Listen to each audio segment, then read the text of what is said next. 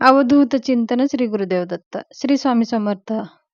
माझ्या चॅनलमध्ये तुमचं सगळ्यांचं मनापासून खूप खूप स्वागत, आभार. चला तर मग आज आपला विषय आहे श्रीकृष्ण जन्माष्टमीच्या दिवशी उपवास कधी करावे, पूजा करण्याची योग्य वेळ कोणती आहे, अभिषेक कसे करावे, नैवेद्य काय दाखवावे आणि आरती कशी करावी. तसेच आपल्या जर काही इच्छा मनोकामना पूर्ण होत नसेल, मनासारखं संतान प्राप्ती होत नसेल किंवा तुम्हाला संतान प्राप्तीमध्ये काही अडथळे असेल, तर आज मी सेवा उपाय सगळं काही सांगणार आहे. व्हिडिओ स्किप करू नका, पूर्ण पहा. नवीन असाल तर एकदा चॅनलला सबस्क्राईब करा. चला तर मग कृष्ण जन्माष्टमी ह्या वर्षी येत आहे 26 तारखेला, आहे सोमवार. सोमवारीच आपल्याला कृष्णाष्टमीचा उपवास करायचा आहे आणि त्या दिवशी आपल्याला रात्री 12 वाजता भगवान श्रीकृष्णाची पूजा करायची आहे. रात्री 12 वाजताच भगवान श्रीकृष्णाचा जन्म झालेला आहे. ह्या दिवशी आपल्याला आपल्या भगवान श्री बालकृष्ण म्हणजे आपले देवता, लाडके देवता म्हणजे आपलं बालकृष्ण नावच आहे बघा त्यांचं, बालकृष्ण. त्यांचा जन्मोत्सव आहे. जसं आपल्या बाळाचा जन्मोत्सव करतो त्याच प्रकारे आपल्या भगवान श्रीकृष्णाचं जन्मोत्सव आपल्याला साजरा करायचा आहे. आता बघा, तुमच्यात काही जन्मोत्सव साजरा करत नसेल तरीही पण तुम्ही उपवास करा. रात्री 12 वाजता तुमच्या पद्धतीने तुम्ही श्रीकृष्ण जन्माष्टमी तुम्ही साजरी करू शकता. असं काही नाही, भगवान श्रीकृष्ण हे पूर्ण हे धर्तीवरती जन्म घेतलेला आहे. धर्तीवरती जे काही मनुष्य आहे, कोणत्याही धर्माचे असो, त्यांच्यासाठी एक आदर्श असं उदाहरण आहे. आणि ह्या मानव जातीसाठी त्यांनी खूप काही असे महान कार्य केलेले आहेत.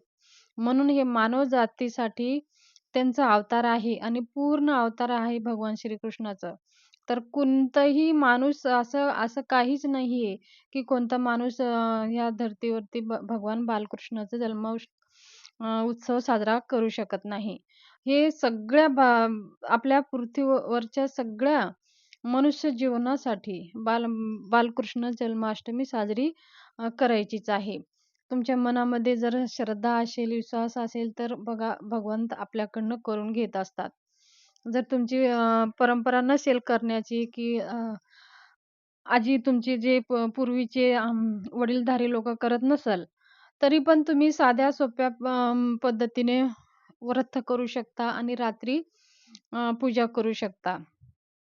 जर तुमच्या खूप धूमधामाने जर भगवान श्रीकृष्ण जन्माष्टमी जर साजरा करायची परंपरा असेल, तर धूमधामाने आपल्याला साजरी करायची आहे. बघा, त्या 26 तारखेला श्रीकृष्ण जन्माष्टमीचा उपवास आहे. त्या दिवशी आहे सोमवार. सोमवारच्या रात्री आपल्याला दिवसभर उपवास करायचा आहे. रात्री 12 वाजता 12 वाजून ते 39 मिनिटानं भगवान श्रीकृष्णाचं पाळणं आपल्या घरामध्ये हलवायचं आहे. त्याच्या आधी 12 वाजून 39 मिनिटाच्या आधी आपल्याला सगळी पूजाची मांडणी करून घ्यायची आहे. तुम्ही 10-11 वाजता तुम्ही पूजाची मांडणी करा. मांडणी करण्यासाठी आपल्याला काय लागणार आहे, एक आपल्या घरामध्ये भगवान श्रीकृष्णाचं मूर्ती, श्रीकृष्ण मूर्ती ही आपल्याला बालकृष्ण आपल्या देवघरामध्ये असतोच. तो एक मूर्ती लागणार आहे आणि पाळणा जरूर लागणार आहे. सगळे ह्या वस्तू आपल्याला अगोदरच खरेदी करून आणायची आहे. पाळणा, भगवान बालकृष्णाला नवीन वस्त्र, नवीन हार, मुकुट, बालकृष्णासाठी आसन, अशा प्रकारे जे फुलं, तुळशीपत्र, ह्या सगळ्या वस्तू आपल्याला आधीच सगळे एकत्र जमाजमी करून घ्यायचं आहे. ठीक रात्री 12 वाजले की मग आपल्याला अभिषेक करायला सुरुवात करायची आहे. अभिषेक करताना आपल्याला काय करायचं, आधी अशा एका पाटावरती आसन देऊन, पाळणा मांडून भगवान श्रीकृष्णाला स्थापना करून घ्यायचं आहे. नंतर अभिषेक करताना भगवान श्रीकृष्णाची मूर्ती तामणात घ्यायची आहे. मग आपल्याला जर येत असेल तर श्री सूक्त, पुरुष सूक्त, श्रीकृष्णाय नमः ह्या मंत्राचा जप करत आपल्याला अभिषेक करायचा आहे. समजा तुम्हाला श्री सूक्त, पुरुष सूक्त येत नसेल, ओम नमो भगवते वासुदेवाय 11 वेळेस म्हणा, ओम श्री कृष्णाय नमः 11 वेळेस म्हणा. अशा प्रकारे आपल्याला भगवान श्रीकृष्णाच्या मूर्तीवरती दुधानं, दह्यानं, पंचामृतानं अभिषेक करून घ्यायचा आहे.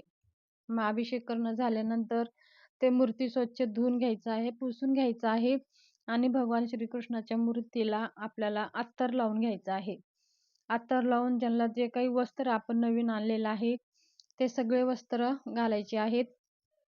मुकुट, हार घालून घ्यायचा आहे आणि त्यांना फुलं अर्पण करायची आहे, तुळशीपत्र अर्पण करायचं आहे आणि बरोबर 12 वाजून 39 मिनिटांनी आपल्याला पाळणा हलवायचा आहे. पाळणा हलवताना तुम्हाला पाळणा सुद्धा म्हणायचा आहे. तुम्ही Googleवर सर्च करू शकता. तुम्हाला ते पाळणा Googleवर सर्च करून पाळणा म्हणायचा आहे. अशा प्रकारे साध्या सोप्या पद्धतीने भगवान श्रीकृष्णाच्या, बालकृष्णाच्या मूर्तीवर अभिषेक करून पाळणा हलवायचा आहे. नवीन आता बघा, नवीन आपल्या घरामध्ये जर लग्न झालं असेल, तर आपल्या घरामध्ये लवकर पाळणा हलावं म्हणून सुद्धा आपल्या घरामध्ये भगवान श्रीकृष्णाचा पाळणा जरूर हलवायला पाहिजे. हे खूप अत्यंत शुभ आहे आणि घरामध्ये एक सकारात्मकताचं वातावरण आपल्या घरामध्ये राहतं. म्हणून श्रीकृष्ण जन्माष्टमी सगळ्यांनी साजरी करावी अशा साध्या सोप्या पद्धतीने. मग आपलं पाळणा झालं, मग त्याच्यानंतर आपल्याला तुपाचा दिवा लावून घ्यायचा आहे आणि धूप-दीप वाळून घ्यायचा आहे आणि नैवेद्याला बघा, असं तर भगवान श्रीकृष्णाचा जन्म झालेला असतं 12 वाजता. 36 प्रकारचं आपल्याला भोग लावायचं असतं.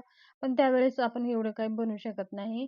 तर आपल्या घरच्या घरी तिथं मंदिरामध्ये जे उत्सव असं सार्वजनिक करतात तिथे भोग लावतात. पण आपण घरच्या घरी तो दूध असेल, दही असेल, त्याचं नैवेद्य दाखवू शकता. मेन म्हणजे आपल्याला सुंठ वड्याचा नैवेद्य दाखवायचा आहे. ज्या दिवशी भगवान श्रीकृष्णाचा जन्म उत्सव साजरा करत असतो, त्या दिवशी सुंठ वड्याचं नैवेद्य आवर्जून दाखवायचं आहे. दूध, दही, अजून काही तुम्ही गोड काही तुमच्या घरामध्ये असतील ते नैवेद्य तुम्ही दाखवू शकता. फळं दाखवू शकता. अलग-अलग प्रकारचे 5 प्रकारचे फळं असेल तर 5 प्रकारचे फळं तुम्ही दाखवू शकता आणि घरात काही मिठाई बनवली असेल ते दाखवू शकता. जे काही तुम्ही अवेलेबल आहे तुमच्या घरामध्ये तेवढे नैवेद्य आपल्याला भगवान बालकृष्णाला दाखवायचं आहे.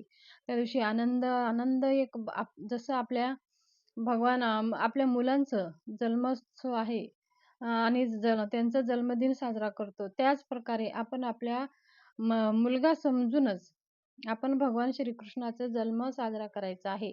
ती भावना, तो आनंद, तो उत्साह तोच आपल्यामध्ये एक खुशी म्हणजे अशी भावना आपण धरून भगवान श्रीकृष्णाला कृष्ण जन्माष्टक आपल्याला साजरा करायचा आहे. बघा घरामध्ये तुमची किती पॉझिटिव्ह एनर्जी राहते. घरामध्ये सकारात्मकताचं वातावरण राहतं.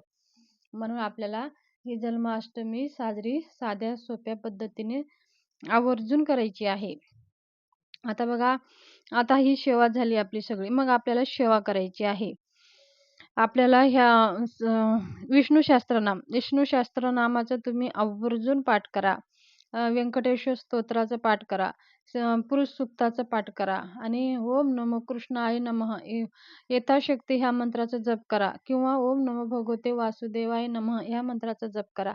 जे मंत्र तुम्ही जप कराल ते मंत्र ह्या दिवशी सिद्ध होतं. एवढी पवित्र रात्र आहे, एवढी महान ही जन्माष्टमीची रात्र आहे. जे काही तुम्ही ह्या दिवशी मंत्र स्तोत्र सिद्ध करू शकता आणि आपल्या जीवनातल्या जे काही इच्छा आहे त्या भगवान श्रीकृष्णाच्या कृपा आशीर्वादाने लवकर पूर्ण होतात आणि आपल्याला कधीही कशाचीही कमी पडत नाही. भगवान श्रीकृष्ण आपल्यावर प्रसन्न राहतात. तर ही माहिती कशी वाटली?